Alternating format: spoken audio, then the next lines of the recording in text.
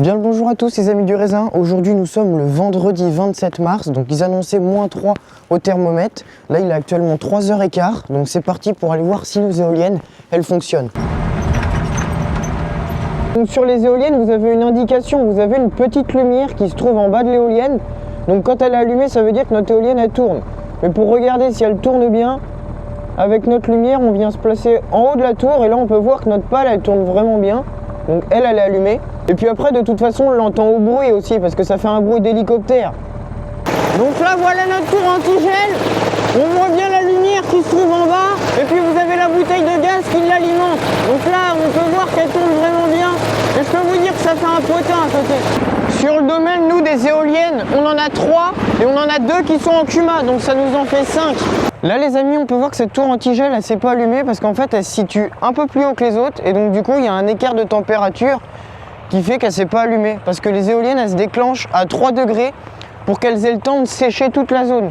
Surtout qu'on a 78% d'humidité.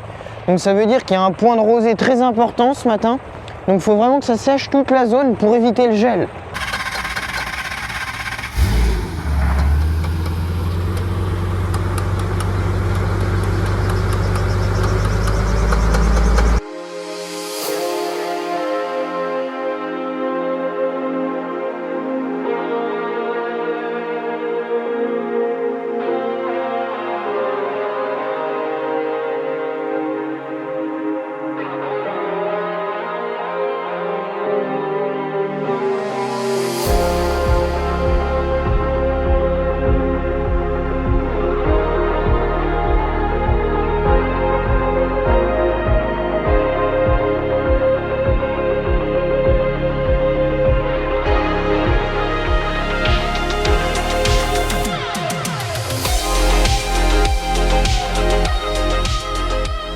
L'éolienne elle nous a agacé ce matin parce qu'elle faisait que de caler, donc ce qu'on a fait c'est qu'on a supprimé l'arrivée au filtre parce qu'il doit être colmaté et on a branché l'arrivée de gaz en direct, ce qui nous a permis de la faire fonctionner pour le reste de la matinée.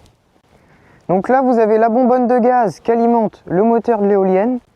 Le moteur c'est un V8 donc 8 cylindres, ça développe une puissance de 200 chevaux donc je peux vous dire que là-haut ça brasse quand même pas mal d'air. Donc là sur le tableau de bord vous avez le mode manuel, donc il suffit juste de tourner et ça la démarre.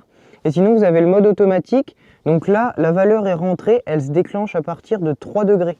Donc là vous avez la sonde, donc la sonde qui est située au ras du sol pour avoir la température la plus basse possible pour que ça démarre notre éolienne. Donc là je me trouve dans une parcelle qui se situe dans des bas-fonds, enclavée par des bois. Donc là on a bien gelé par ici, c'est un secteur où il y a peut-être 4 hectares et là ici ça a énormément gelé. Donc pour reconnaître un bourgeon gelé, il est tout râpeux. Donc il est tout cramé, tout marron, bruni. On peut voir que c'est des baguettes entières qui sont gelées. Donc pareil, tout marron et qui se décollent facilement. C'est tout grillé. Là ce qui est quand même intéressant, c'est qu'on peut voir que ces bourgeons-là sont conservés, ils sont encore verts. Et il y a de la turgescence, donc c'est-à-dire que le bourgeon il est un peu dur au milieu. Et ça c'est juste dû à l'écart de température.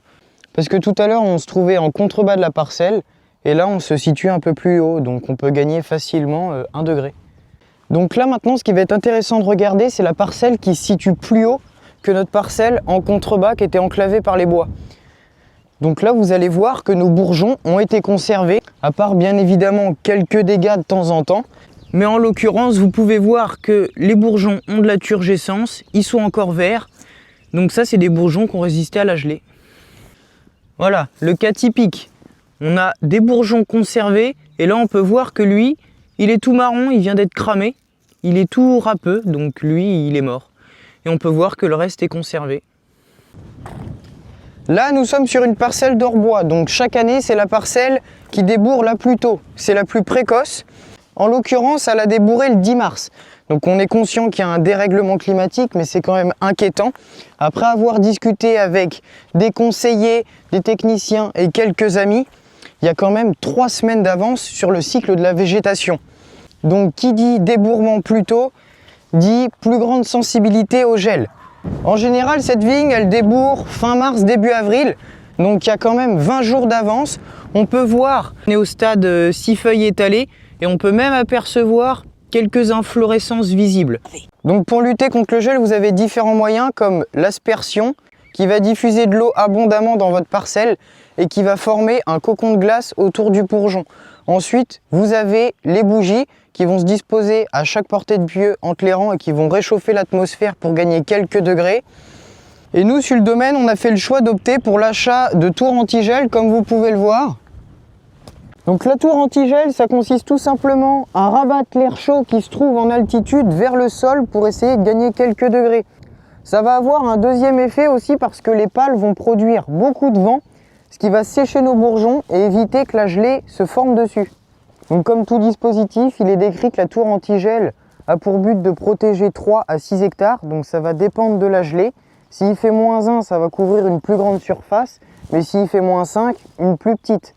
Ce dispositif va couvrir les gelées radiatives, donc c'est des gelées comprises entre -1 et -4, mais au-delà ça va devenir vraiment compliqué. Les amis, j'espère que cette petite vidéo vous aura plu. N'hésitez pas à vous abonner, à liker, et moi je vous dis à dans la prochaine.